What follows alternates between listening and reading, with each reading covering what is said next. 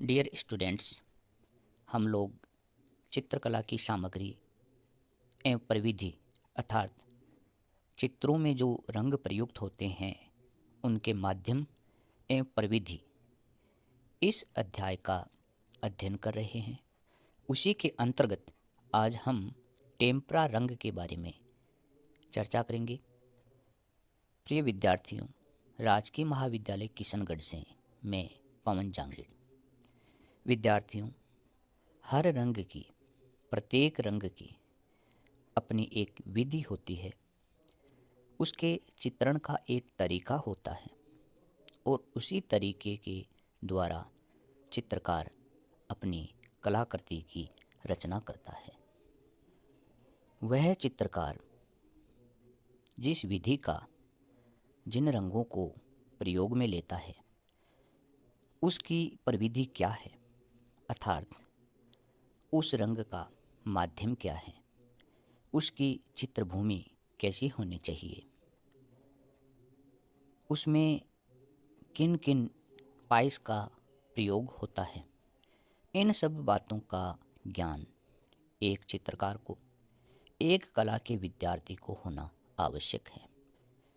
अतः हम लोग बीए पाठ प्रथम के पाठ्यक्रम में जो सिलेबस निर्धारित किया गया है उसी के अंतर्गत इस टॉपिक अर्थात टेम्परा रंग का आज विस्तार से अध्ययन करेंगे। प्रिय विद्यार्थियों, टेम्परा चित्रण की उस विधि को कहते हैं जिसमें पाइस के रूप में उपयोग होता है, अर्थात जिसका माध्यम या जिसमें माध्यम के रूप में किसी पाइस का उपयोग किया जाता है उसे टेम्परा रंग या टेम्परा चित्रण कहते हैं। इस नाम का अशुद्ध प्रयोग अपारदर्शी रंगों जैसे पोस्टर रंग के लिए भी किया जाता है, अर्थात जिसमें अपारदर्शिता हो उस रंग को भी हम टेम्परा रंग के अंतर्गत गिनते हैं। इस माध्यम की विशेषता यह है कि यह पानी में घुल जाता है। कौन सा रंग? टेम्परा रंग। परंतु सूखने के बाद इतना अघुलनशील हो जाता है कि उस पर टेम्परा अथवा तेल माध्यम से चित्रण पूर्ण किया जा सकता है, अर्थात इस माध्यम में हम पानी मिलाकर उपयोग कर सकते हैं, लेकिन जब रंग सूख जाते हैं तो बिल्कुल गाढ़े हो जाते हैं और उस पर दूसरे रंगों का प्रयोग भी किया जा सकता है। परंतु पोस्टर रंगों में चित्र बनाने पर उस पर दोबारा रंग करने पर नीचे का रंग घुल जाता है। यह बात ध्यान रखें, क्योंकि ये पानी में घुलनशील होते हैं। इसलिए जब भी हम टेम्परा रंग से चित्रण करते हैं, अर्थात पानी में मिलाकर उनको घोल कर हम जब लगाते हैं कागज़ पर, उसके बाद में जब वो सूख जाते हैं और उस पर वापस जब भी चित्रण करते हैं तो नीचे पानी के कारण जो घुलनशील रंग है वह उसमें घुल जाता है। टेम्परा रंगों की चमक न तो जल रंगों में संभव है और न ही तेल रंगों में। जब टेम्परा चित्र अछूता होता है तो उसमें चमकहीन मधुर प्रकाशमान धरातल रहता है। ग्लेजिंग द्वारा इस सतह को और अधिक सुंदर बनाया जा सकता है। इस प्रकार विद्यार्थियों, टेम्परा चित्रण की उस विधि को कहते हैं जिसमें माध्यम के रूप में किसी पाइस का उपयोग किया जाता है और इसका दूसरा नाम है अपारदर्शी रंग।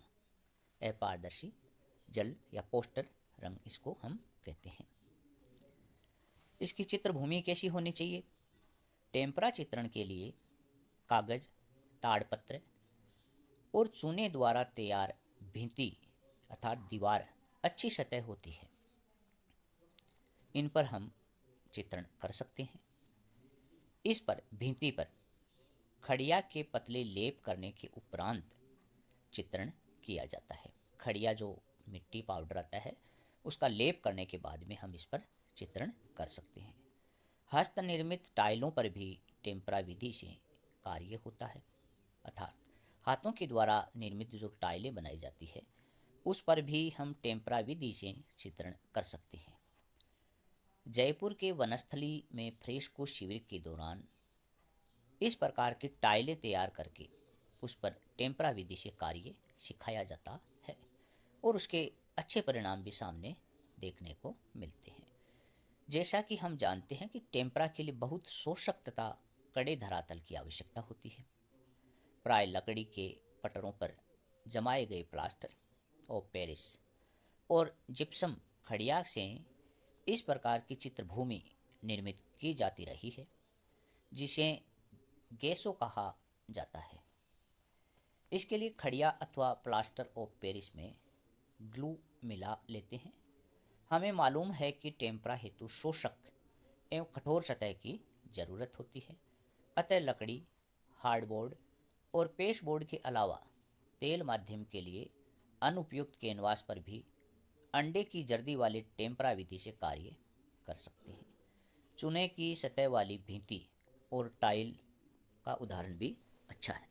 इस प्रकार विद्यार्थियों, ये जो इसकी चित्रण भूमि है, चित्र भूमि होती है, वह इस प्रकार की होनी चाहिए। टेम्परा के लिए शोषक तथा कठोर भूमि की आवश्यकता होती है। लकड़ी तथा हार्डबोर्ड अथवा प्रेस बोर्ड पर तैयार किए गए गेसोपट इसके लिए श्रेष्ठ माध्यम है। कागज के बोर्ड पर भी चित्रकार सफलतापूर्वक चित्रण करते आ रहे हैं। अंडे की जर्दी वाले टेम्परा को तेल रंग के लिए अनुपयुक्त कैनवास पर भी हम प्रयुक्त कर सकते हैं। अब बात करते हैं इसके माध्यम की कि कौन से माध्यम हैं जिनको हम इसके अंतर्गत टेम्परा रंगों में काम में लेते हैं। टेम्परा का माध्यम जलीय द्रव्य में तेलीय अथवा मोम पदार्थ के मिश्रण से निर्मित किया जाता है।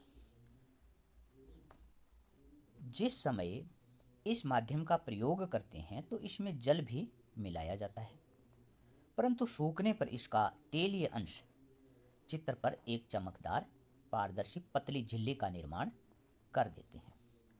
अर्थात जब इन रंगों को हम काम में लेते हैं तो इसके अंतर्गत हम जल को मिलाकर काम में लेते हैं, लेकिन इस रंग में जो पाइस मिला होता है उस पाइस के कारण चित्र पर एक झिल्ली का सा निर्माण होता है और वह कठोर सी होती है। जिस प्रकार अंडे का पाइस मिलाने पर अंडे की जो झिल्ली है वैसे ही इस रंग के ऊपर उसका निर्माण होता है, कठोर बन जाती है। टेम्परा जो रंग है उसके माध्यम के लिए हम इसमें क्या क्या मिला होता है, जैसे अंडे की जर्दी, संपूर्ण अंडा, अंडे की सफ़ेदी, गोंद, ग्लिसरीन, अलसी का तेल, लौंग का तेल, दूध का रेसिन, ये जो समस्त माध्यम है, माध्यमों को पाइस कहा जाता है। यह पाइस जलीय, तेलीय एवं मोम पदार्थों का मिश्रण होता है। जल रंग में बबूल का गोंद ही घुलनशील होता है। इस प्रकार ये कुछ जो माध्यम है यह टेम्परा रंग में मिले होते हैं। मुख्य रूप से इसकी विशेषता जो है वह इसका पाइस होता है। पाइस जलीय तरल में तेलीय अथवा मोम पदार्थ का मिश्रण होता है। दूध पाइस का सर्वश्रेष्ठ उदाहरण है। सूख जाने पर यह पाइस पारदर्शक झिल्ली का निर्माण कर देता है। प्रारंभ में टेम्परा में अंडे की जर्दी का प्रयोग किया जाता था, क्योंकि अंडा प्रकृति का श्रेष्ठतम पाइस है जो चित्रण माध्यम के रूप में अत्यंत सफल रहा। कुछ चित्रकार संपूर्ण अंडा तथा कुछ केवल उसकी सफ़ेदी को काम में लेते हैं। इसी प्रकार गोंद, ग्लिसरीन तथा कुछ अलसी का तेल भी इसमें मिश्रण कर अच्छा पाइस बनाते हैं, जिसे गोंद टेम्परा कहते हैं। इस प्रकार टेम्परा की अनेकों अनेक पाइस मिश्रण विधि कलाकार ने अपने अनुभव के आधार पर खोजी है। अब हम बात करेंगे इसके चित्रण विधि की कि चित्रण विधि कैसी होनी चाहिए। इसमें सर्वप्रथम चित्र सतह बनाने की प्रक्रिया होती है।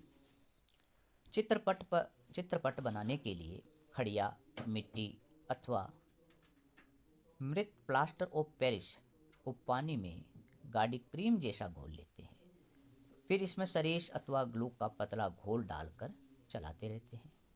पतली क्रीम जैसा हो जाने पर इसे हार्डबोर्ड या लकड़ी के पट पैनल पर एकसार फैला लेते हैं।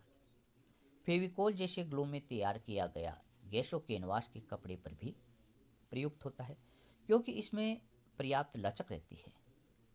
मलमल के कपड़े को रुके हार्डबोर्ड पर गोंद की सहायता से चित्रकार उस पर भी टेम्परा विधि से कार्य कर सकते हैं। सर्वप्रथम तैयार चित्रपट पर रेखांकन द्वारा ट्रेस कर लिया जाता है। आकृति के प्रत्येक अंश में पृथक पृथक शीघ्रतापूर्वक तिरछे तुली का स्पर्शों द्वारा लगाते हैं। चूँकि धरातल पर्याप्त शोषक होता है और रंग तुरंत सूखने लगते हैं, अतः इस विधि में रंगों का मिश्रण चित्रभूमि पर संभव नहीं है, जैसा जल या तेल माध्यम में होता है। चित्र में छाया प्रकाश के जितने विभिन्न मिश्रण अथवा बल दिखाने हो, उतने ही बल पहले से बना लिए जाते हैं और इन्हें अलग अलग लगाया जाता है।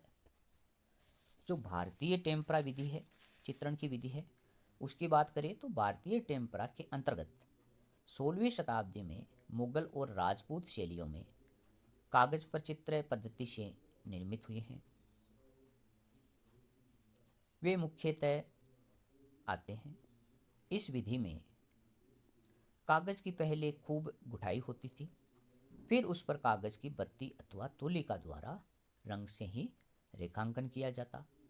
इस कार्य में छिद्र युक्त पर्चे का भी तथा ट्रेस पेपर का भी प्रयोग किया जाता था।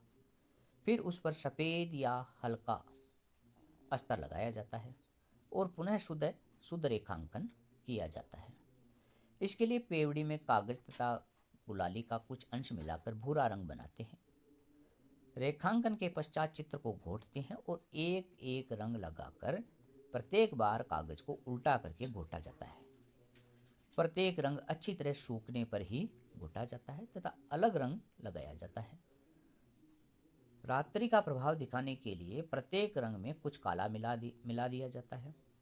छाया प्रकाश तथा घटनशीलता प्रदर्शित करने के लिए गीले रंग पर भी बिंदुओं तथा पास पास बारीक खींची गई रेखाओं का प्रयोग किया जाता है, जिसे पर्दाज या हेचिंग कहा जाता है। सबसे अंत में आवश्यक बारीक विवरण अंकित कर देते हैं। शरीर को यदि गौर वर्ण सुंदर दिखाना है तो यूरोपीय प्रभाव से श्वेत रंग भी इसके अंतर्गत मिला लिया जाता है, जिसे बॉडी कलर कहते हैं। कागज की ही भांति कपड़े पर चित्रांकन किया जाता है, किंतु इसमें पहले चावल की माड़ी का अस्तर लगाते हैं, अर्थात चावल की जो मांड होती है उसका अस्तर लगाया जाता है। फिर उसे सुखाते हैं और घोटते हैं, जिससे उसके समस्त छेद बंद हो जाते हैं। फिर कागज की ही भांति आगे चित्रण प्रारंभ करते हैं। कपड़े को किसी सख्त सतह पर चित्रकार ही कार्य करता है, किया जाता है। टेम्परा चित्रण की भारतीय पद्धति में चित्रों में उभरा हुआ अलंकरण आदि का कार्य करने के लिए पक्की मिट्टी के ठीकरों को घिसकर सरेश मिलाकर गाढ़ा कर लेते हैं। फिर उसे तुलिका द्वारा रेखांकन की विधि से लगाते हैं। जब मनचाहा उभार प्राप्त हो जाता है तो इसे सूखने को छोड़ देते हैं, और जब यह पूरी तरह सूख जाता है तो इस पर आवश्यकता अनुसार रंग या सोने अथवा चांदी की हलकारी लगा देते हैं। हलकारी के अलावा सुनहरा रूप हला कार्य करने के लिए वांछित स्थल पर तुलिका से शहद लगाकर उस पर तबक चिपका देते हैं और थोड़े समय बाद कपड़े से हल्का रगड़ देते हैं, जिससे आसपास का तबक छूट जाता है। इस प्रकार यह टेम्परा चित्रण की जो है विधि है। खड़िया मिट्टी अथवा मृत प्लास्टर ऑफ पेरिस को पानी में गाढ़ी क्रीम जैसा भी घोलकर इसे काम में लिया जाता था। इसमें सरेश अथवा जो कलर है इसका ग्लू तथा पतला घोल डालकर इसमें चलाते हैं। पतली क्रीम जैसा हो जाने पर इसे हार्डबोर्ड अथवा लकड़ी के पट पर एकसार फैलाकर काम किया जाता है। इस प्रकार ये इसकी कुछ विधि है। टेम्परा चित्रण का रहस्य रंग की तह लगाने में निर्मित है। यद्यपि इस माध्यम में सफलतापूर्वक कार्य कर सकने की क्षमता है, फिर भी कोई निश्चित विधि से इसे बांधना न तो संभव है और न ही उचित है। तथापि देखने मात्र से टेम्परा तथा तेल चित्रण के प्रभाव को पहचाना जा सकता है। परंपरागत चित्रण रीति से चित्र का केशोपट पर अनुरेखन ट्रेसिंग करके रंग को पतली तह लगाई जाती है। सफ़ेद पृष्ठभूमि के कारण चित्र में एक विशेष चमक पैदा हो जाती है। रंगों के उतार चढ़ाव के लिए, जैसे मैंने बताया, हेचिंग विधि का प्रयोग किया जाता है और तेल तथा जल रंग की तरह रंगों का मिश्रण नहीं किया जाता। इस विधि में साधारणतया ग्लेजिंग नहीं किया जाता और गहरे रंगों का आरंभ से ही प्रयोग किया जाता है। कभी कभी टेम्परा के चित्रों को अंडर पेंटिंग्स के रूप में प्रयोग किया जाता है, जिनको तेल चित्रण से पूर्ण किया जाता है। अन्य माध्यम की तरह टेम्परा का प्रयोग अभ्यास एवं अनुभव पर निर्भर रहता है। इस प्रकार यह टेम्परा रंग होते हैं, जिनकी प्राचीन काल में इस प्रकार से विधियां थी, काम में लेते थे और बाद में आधुनिक कला में हम इसके नए नए अनुभव और नई नई जगह सतह पर इसका प्रयोग करके आगे बढ़े हैं और इसका और अधिक प्रयोग करके अनुभव के आधार पर चित्रों में प्रयोग किए जा सकते हैं। इस प्रकार यह आज का विषय था टेम्परा रंग। धन्यवाद।